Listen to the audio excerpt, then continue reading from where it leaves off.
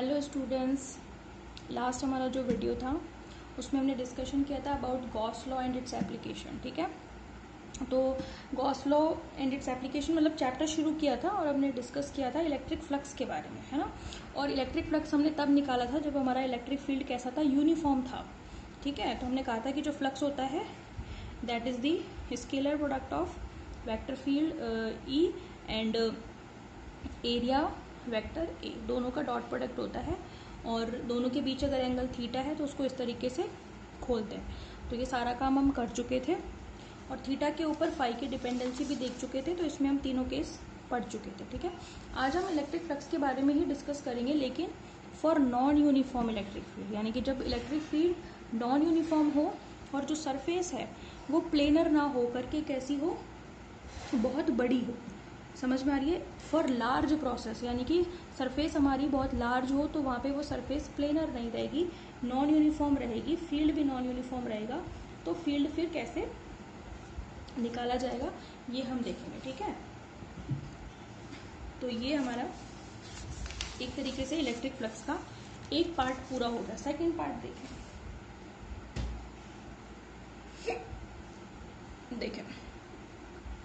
Electric flux if या फिर when electric field is non uniform, electric field is non-uniform and the surface is not plane। ठीक है, तो जो पिछला हमारा टॉपिक था उसमें सरफेस हमारी प्लेन थी, इलेक्ट्रिक फील्ड यूनिफॉर्म था, बट अब की बार दोनों में से कोई भी कंडीशन नहीं है। इलेक्ट्रिक फील्ड है नॉन यूनिफॉर्म और सरफेस है नॉन प्लेन। ठीक है, तो सपोज करें मेरे पास कोई सरफेस ये है, कोई टेढ़ी मेढ़ी सरफेस है, तो ये प्लेनर तो है नहीं, लेकिन मुझे इससे पास होने वाली इलेक्ट्रिक फील्ड लाइंस पता लगानी है, यानी कि इलेक्ट्रिक फ्लक्स पता लगाना है। क्योंकि इलेक्ट्रिक फ्लक्स क्या होता है, number of field line passing through the surface होता है। ठीक है, तो मुझे इस पर्टिकुलर सरफेस से पास होने वाली इलेक्ट्रिक फील्ड लाइंस के बारे में जानकारी चाहिए, और इससे जो इलेक्ट्रिक फील्ड है वो कैसा है, नॉन यूनिफॉर्म पास हो रहा है। तो मुझे क्या चाहिए, फ्लक्स चाहिए। तो इस केस में आप क्या करते हैं कि जो नॉन प्लेनर आपकी जो सरफेस है उसको आप छोटे छोटे सरफेस एलिमेंट एरियाज में डिवाइड कर देते हैं। ठीक है, कर दिया डिवाइड, यानी कि ये पर्टिकुलर नॉन प्लेनर सरफेस को मैंने डिवाइड कर दिया एलिमेंटल एरियाज में। तो ऐसा ही कोई एलिमेंटल एरिया सपोज करो ये है। ठीक है, मैं क्या करूंगी, एक से निकालने वाला फ्लक्स निकाल लूंगी, तो फिर मैं उसका फिर समीशन कर दूंगी, और कंटिन्यूस है तो वो समीशन इंटीग्रेशन में चेंज हो जाएगा, फिर होल सरफेस के लिए मिल जाएगा। तो मतलब सबके लिए नहीं निकालेंगे हम, इसके एक छोटे पार्ट के लिए निकालेंगे, पूरे पार्ट के लिए होल सरफेस के लिए हम क्या कर देंगे, इंटीग्रेशन, तो मेरे पास पूरे के लिए निकल करके आ जाएगा। ये तरीका होता है फिजिक्स में। ऐसे नहीं है कि एक का दूसरे का तीसरे का फिर सब कुछ जोड़ेंगे, अभी भी जोड़ेंगे ही, पर वो मेथड अलग है, उसको दिखाएंगे हम इंटीग्रेशन। इंटीग्रेशन का मतलब भी तो सम करना ही होता है, जोड़ना ही होता है। समझ में आ गई?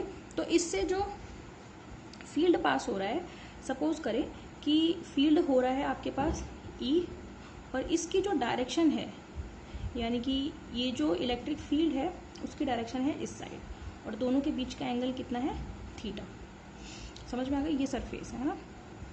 तो ये तो इलेक्ट्रिक फील्ड हो गया, ये सरफेस की डायरेक्शन हो गई। हमें यही तो चाहिए फ्लक्स के लिए, मुझे इलेक्ट्रिक फील्ड चाहिए, सरफेस, और दोनों के बीच का एंगल चाहिए। समझ में आ गई? तो आप क्या करेंगे, to calculate the electric field for a non planar surface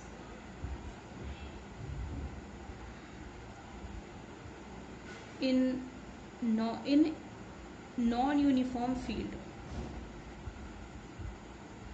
non-uniform electric field, we हम क्या करते हैं, डिवाइड करते हैं, we divide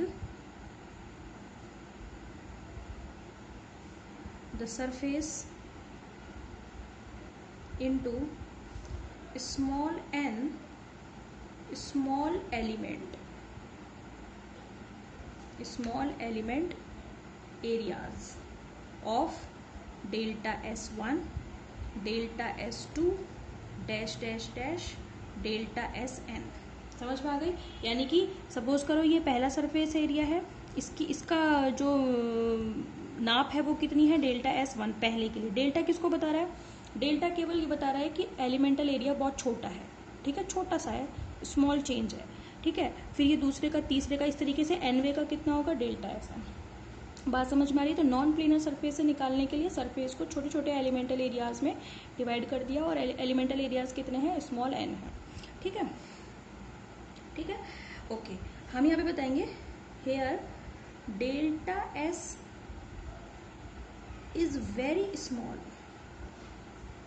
वेरी स्मॉल। मैं इसको डेल्टा SI कह दूं। डेल्टा SI ये कोई भी आयत सरफेस है, आयत सरफेस, कोई भी आई हुआ सरफेस है भाई, 1 2 3 से n तक के बीच में कोई आई हुआ सरफेस है। तो delta SI is very small area element, उससे होगा क्या, सो दैट इसको छोटे एरिया में क्यों डिवाइड किया हमने, ताकि so that number first this surface can be consider planar. आप देख भी रहे हो, जब मैंने पहले तो ये नॉन प्लेनर था, लेकिन जब मैंने इसको छोटे छोटे टुकड़ों में डिवाइड कर दिया तो इसका हर एक पार्ट अब प्लेनर नजर आ रहा होगा आपको, इसलिए मैंने इसको तोड़ा छोटे छोटे टुकड़ों में। समझ में आई? तो डेल्टा SI बहुत छोटा एरिया है, ऐसा हमने क्यों किया, ताकि जो सरफेस है that can be consider planar. समझ में आ रही है? पहला काम। दूसरा, इससे क्या फायदा होता है कि जो इलेक्ट्रिक फील्ड उससे पास होगा that can be consider a uniform electric field. मतलब एक तरीके से नॉन प्लेनर और नॉन यूनिफॉर्म फील्ड को हम उसको छोटे टुकड़ों में डिवाइड करके हम हमारी प्रीवियस सिचुएशन में लेकर आ रहे हैं, यानी कि प्लेनर हमारा सरफेस होना चाहिए और फील्ड यूनिफॉर्म। समझ में आ रही है? तो दूसरा हमारा फायदा क्या होगा, change in electric field is very small, so that electric field EI is considered as ED है ना, considered as यूनिफॉर्म। बात समझ में आ गई? तो हम ताकि नॉन प्लेनर को प्लेनर समझ सकें, कंसीडर कर सके, छोटा सा होगा, बहुत छोटा सा एरिया है ये, और इससे पास होने वाला जो फील्ड होगा वो प्लेनर होगा। समझ में आ गई? देयरफॉर इलेक्ट्रिक फ्लक्स, अब भाई जब प्लेन आपका छोटा सा है, इलेक्ट्रिक फील्ड बहुत छोटा सा पास हो रहा है, तो जो फ्लक्स पास होगा वो भी थोड़ा सा होगा, ठीक है। तो उसको हम शो करेंगे डेल्टा फाई ई। ई मतलब इलेक्ट्रिक फील्ड को बता रहा है, EI। समझ में आ गई? That will be equals to EI, बहुत छोटा सा आयत एलिमेंट से पास होने वाला इलेक्ट्रिक फील्ड है ये EI, और ये SI छोटा सा एलिमेंट है, सरफेस एलिमेंट है, डॉट डेल्टा SI। डेल्टा से शो कर दो इसको। समझ में आ गई? ये है आपका क्या, डेल्टा SI, और ये है आपका EI, ठीक है, यही तो होगा। तो इस छोटे से एलिमेंटल एरिया से इलेक्ट्रिक फील्ड अगर EI पास हो रहा है, इसका एरिया डेल्टा SI है, तो फ्लक्स कितना होगा, दोनों का डॉट प्रोडक्ट कर दो, ठीक है, ओके। अब अगर मुझे होल सरफेस के लिए निकालना हो, फॉर